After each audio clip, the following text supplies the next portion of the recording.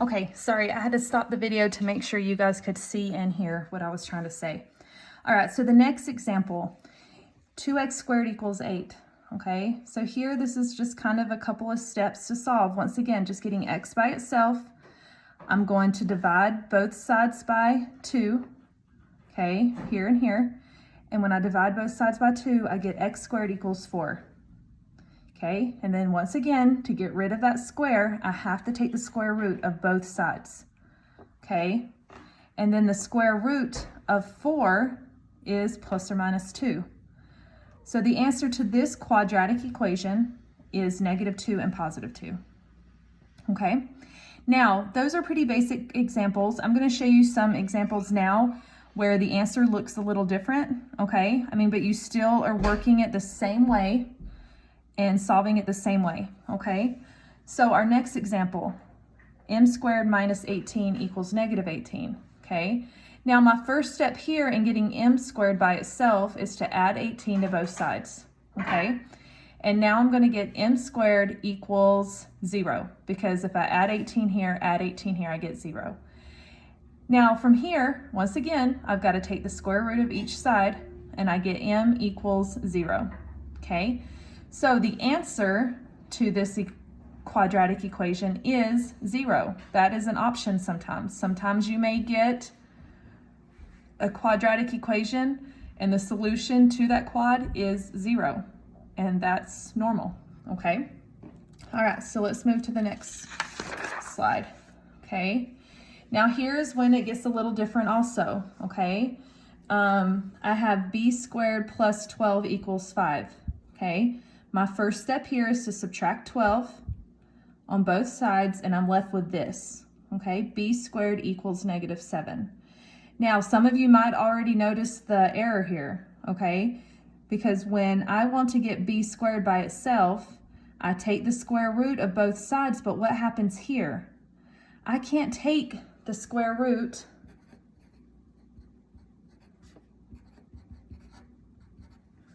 I cannot take the square root of a negative number, okay? That is an error if you try to punch it in your calculator.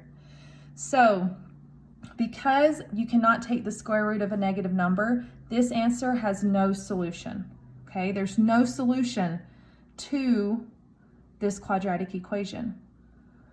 And if you remember, maybe go back in 9.2 or 9.1, I can't remember, or sorry, 9.3 or 9.1. I can't remember which section it was, but try to remember what that graph looks like. If there's no solution, what does the graph look like? Okay, and that's how you're tying all this together. Once again, we're doing the same thing you did in the last section. We're just using a different method for solving these quadratics. Okay, all right, and this next example is just pretty self-explanatory. It's just like the others I've shown you. I can add 25 to both sides. It's going to be my first step, and I'm left with c squared equals 25, and then I take the square root. Square root of 25 is plus or minus 5. Okay, so once again, just going back to your graphs, if I were to graph this quad, the graph would look like, it'd be a parabola, right? And its I don't know what you call them, its sides would be going through, would be crossing the x-axis at 5 and -5. Okay, so once again, just relating it back to the last section that I taught you, or that you learned. Okay, all right, so let me go to this example right here. This example is kind of the same as we've done. So in order to solve this one up here, I'm going to divide both sides by 4. Okay, that's going to be my first step.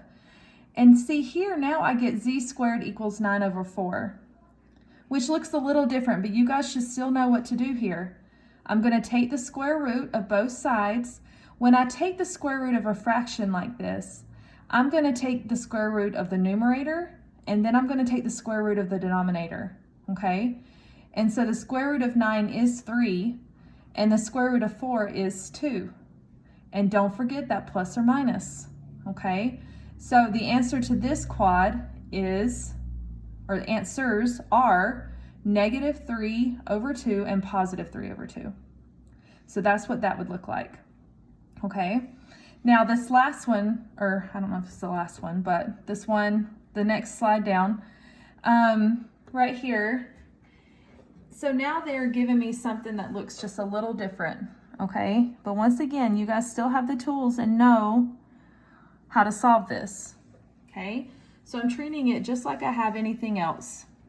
Where this x minus 7 is one expression and it's being squared, I am going to take the square root of x minus 7 and I'm going to take the square root of 36, okay?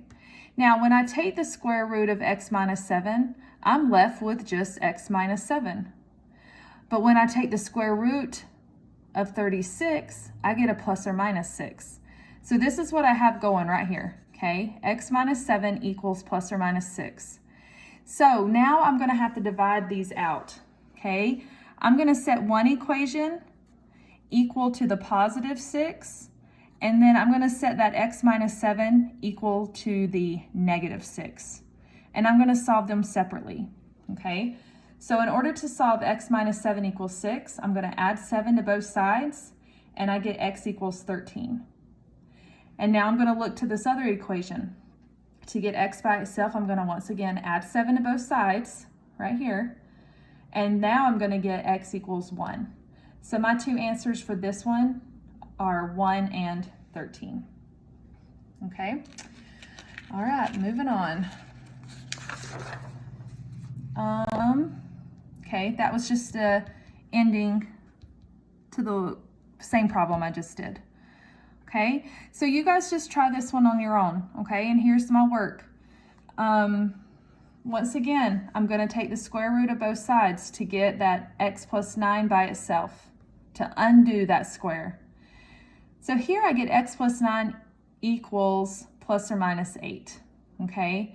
Now, plus or minus the square root of 8. Now the square root of 8 doesn't look as pretty as the square root of 36, which is the one we just worked, okay? Remember, the square root of 8 is not a perfect square, so it does not give me a whole number. So I drew this little arrow right here. Do you guys remember what we do? If we do not have a perfect square, we have to break it apart. We have to simplify that radical. And we think of a perfect square that will go into the square root of 8, and 4 is my magical number, okay? I can split apart the square root of 8 by saying, okay, the square root of 4 times the square root of 2 is the same as the square root of 8. But when I use this perfect square here, it gives me a whole number. The square root of 4 is 2. And then I just bring down that square root of 2. Hopefully you guys remember that. All right, so that's what I do right here. I simplify the square root of 8, and now here is my equation, okay? X plus 9 equals plus or minus 2 square root of 2. Now this is weird, okay? This looks different. Once again, I'm going to split apart my two equations, okay? Which is what I did here. I'm setting x plus 9 equal to the positive version, the 2 square root of 2. And then I'm setting x plus 9 equal to the negative version of negative 2 square root of 2, okay? So now I'm going to subtract 9 from both sides. I'm going to start with this equation. Isolating x, I'm going to subtract 9 from both sides, okay? Now, notice I cannot subtract 9 from this 2 square root of 2. They are not like terms. So I just combine them together. I'm just going to have a negative 9 plus 2 square root of 2. I can't go any further. I just combine the two and make it an expression pretty much. Okay, and now I'm going to look here. I got to do the same thing. I got to subtract 9 from both sides. Once again, cannot subtract 9 from negative 2 square root of 2 because it's not like terms. So now I have negative 9 minus 2 square root of 2. Okay, if you notice these two expressions, they're a lot alike. I have a negative 9 plus 2 square root of 2 and then a negative 9 minus 2 square root of 2. So you can write the two answers like this, or you can just combine it and use your handy plus or minus symbol right here, okay? And you can write your answer like this: negative 9 plus or minus 2 square root of 2. And I know that looks weird, but that's your answer. Okay. All right. It's weird doing this without people asking questions. I will continue on. Okay. All right. So that's just the answer to what I just did. All right. Okay. Second concept. This is one that you should be familiar with. Okay. This is also the third method for solving quadratic equations that you'll learn. Remember, first method was graphing. Second method was what I just taught you using the square root property, okay? So this one is by factoring. And if you guys notice in your PowerPoints, I tried to give you hints, and I usually give them in a different color, okay? This is like what I would say to you if I were teaching you, all right? And I just said, look over your Chapter 8 notes. Remember the 4 methods for factoring, okay? Remember, the first method was a GCF, or factoring by distributive property. We also learned how to factor by grouping. We learned how to factor trinomials by finding 2 numbers who multiply to give you C and who add to give you B, which we'll go over in a minute. And then the last method for factoring was sliding and dividing. Okay, so I'll kind of go over those. But now you're using what I taught you in Chapter 8 to solve for these quadratics. Remember when I was teaching you and I said, I do not know why the book doesn't have you continue on and set each factor equal to 0 and solve. I said that a couple of times, okay? And this is where you're doing it now. This is where the new book puts it. So now you're doing what I kind of had you already practicing. So this should go pretty easy for you guys, okay? So let's look at that example. All right, so if you notice in the first couple of examples, remember they always kind of ease you into it, okay? These are kind of the easier ones you'll see, and they're easier because you do not have to factor them. They are already factored. This is in factored form, okay? So once you get it in factored form, all you do is set the 2 factors equal to 0. So my first factor is x minus 1. So I'm going to set that equal to 0. And in order to solve for x, I am just simply going to add 1 to both sides. Okay? So x equals 1 is my first answer. And then I'm going to set x plus 7 equal to 0. Okay? Once again, all I have to do is just subtract 7. And then I get x equals negative 7. And those are my 2 answers. Okay, you just solved it. You solved that quad, all right? So my 2 answers are 1 and negative 7.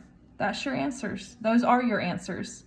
Now, if you could say, well, this doesn't look like a quadrilateral. It is a quadrilateral, but it's just already been factored for you, okay? So the quad is actually x squared plus 6x minus 7. And I just FOILed it.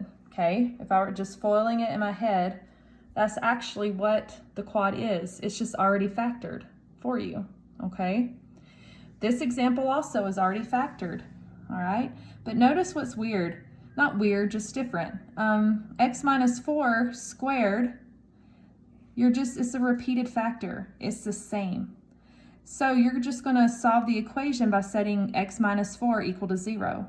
Because it's the same thing. It's just a waste of time to say x minus 4 equals 0, x minus 4 equals 0, because you're going to get the same answer. So with this answer, you just have 1. Or sorry, with this quad, you only have 1 answer, and that is 4. Okay? All right, let's move on. Okay, once again, these are already factored for you, but now I have 3 factors, and you'll never have to do this in Algebra 1 unless they already factor it for you. You won't have to factor something like this. So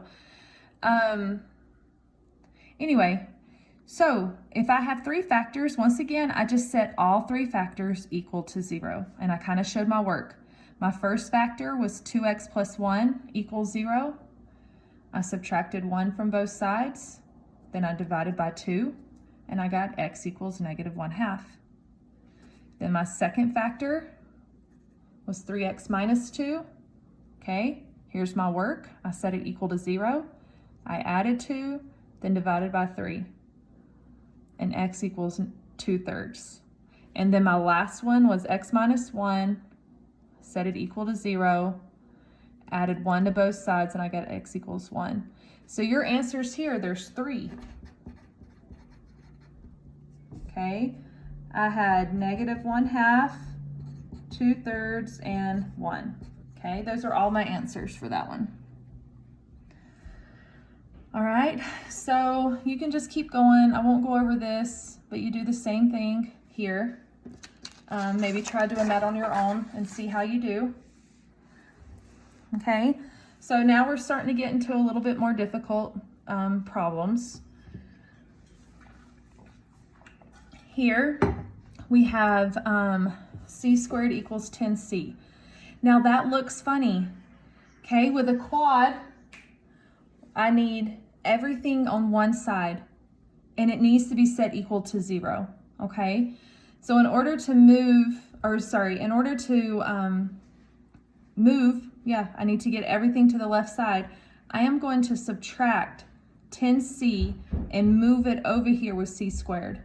Okay, now when I move that 10c over, there's nothing left, so it's going to be 0. All right, so I subtracted 10c and moved it over. Now, if you were just looking at this, hopefully you would know how to factor it. This is what we did in chapter 8. I'm not going to slide and divide because there's not a number in front of that c squared. I'm not going to factor by grouping because remember, in order to factor by grouping, you have to have 4 terms, and there's only 2 here. So I'm going to take out a GCF, all right? Now, I don't have a number in front of c squared, so I can't take any numbers out, but let me look at the letters, the variables. They each share 1 c. So I'm going to take out a c, and then what's left in parentheses is c minus 10. Hopefully you remember how to do this. That was chapter 8. That was the test you just took. Okay? So, once again, here is my hint. All right, once I've factored it, I have 2 factors I've got to set equal to 0. I have to set c and c minus 10 equal to 0 to solve. All right, so the first thing I do is set c minus 10 equal to 0. I'm going to add 10 to both sides, and I get c equals 10. And then I'm going to set c equal to 0, and then there's no work there, okay? It's just 0. So my 2 answers are 10 and 0. All right. Now, the second one, or this so this was factoring by taking GCF, okay? That was one method that I've taught you. This next one is different, and hopefully you guys recognize this, okay? Here is my quad, and here's your hint that you need to look for. Find 2 numbers who multiply to give you 24 and who add to give you 10. All right, remember that? 2 numbers who multiply to give you C and who add to give you B. All right, so the 2 numbers who multiply to give me 24 and who add to give me 10 are 6 and 4. I have factored that, remember that? So now I'm going to set each of these factors equal to 0. And once I do that, I get y equals 6 and y equals -4. All right, hopefully that was kind of self-explanatory. All right, I do want to show you these. Yep, these are the last 2, okay? This might be hard to see, so hopefully you have your PowerPoint in front of you. But I am just showing you, or reminding you, or reviewing with you, how to slide and divide. All right, here is the quad that I am factoring, so I could solve for it, so I can get its answers. Now this looks funny, right? It's not equal to 0. I have to move that -81 over. So I'm going to add 81, and now it's going to be equal to 0, which is right here in blue, okay? So when I have a number in front of that x squared, I have to use slide and divide. So my first step is to slide. I'm going to slide that 4 back and multiply it to the 81. Slide, remember? All right, so when I multiply 81 times 4, I get 324. and this is my new trinomial, all right? So I have x squared plus 36x plus 324. Now, this might be kind of hard. It might take you a minute to figure out two numbers who multiply to give you 324 and who add to give you 36. All right? But luckily, I've already done it for you. 18 and 18. 18 times 18 is 324, and then they add to give me 36. All right? Now, here are my two factors, but remember, I'm not done. I have to divide that 4 back into it. So I'm going to divide, and this is kind of cattywampus, is kind of off. But I need to divide the 4 by both 18s, all right?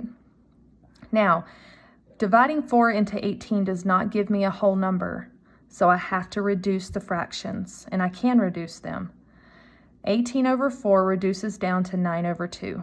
And so now I have x plus 9 over 2 and x plus 9 over 2. Now, once again, remember, when I don't get a whole number out of this, I'm going to shift that 2 in front of the x for both of them. So here are my two factors, all right? 2x plus 9 and 2x plus 9.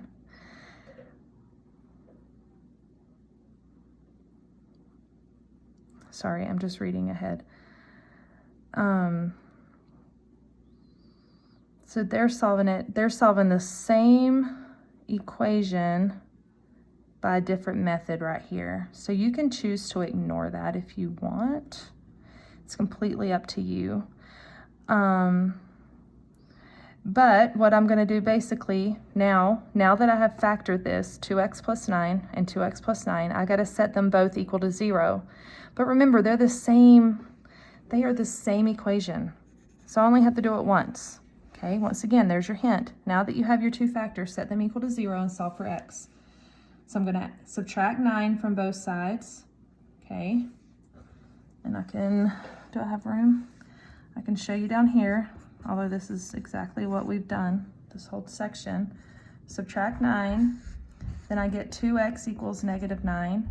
Then I divide by 2, and I get x equals negative 9 over 2. And that is your answer. Okay, this has one solution.